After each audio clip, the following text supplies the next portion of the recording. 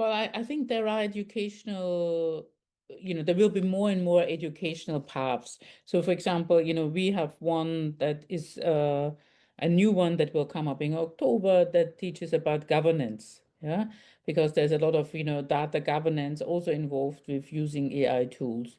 So more and more, I think there will be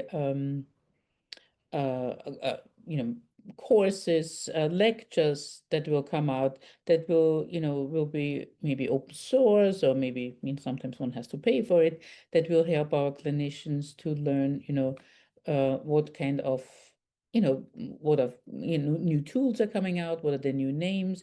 As we all know, there's new names are popping up everywhere from, foundation models to AI agent to hallucination. What does this all mean, But equally, well, we need to not only know the words, we also need to understand, what they could do.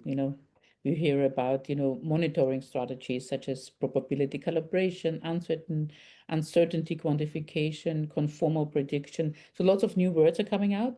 And but it's not only about the models, but it's also about the governance, no, and the data. So you need to know, how the what is important for MTA transfer, how IP licenses, and then at the end also where the data is coming from. So where is the data?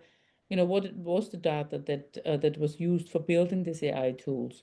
Is it across different socioeconomic populations? Is there a ethnicity diversity? And is it actually addressing the problem when I have this patient sitting in front of me?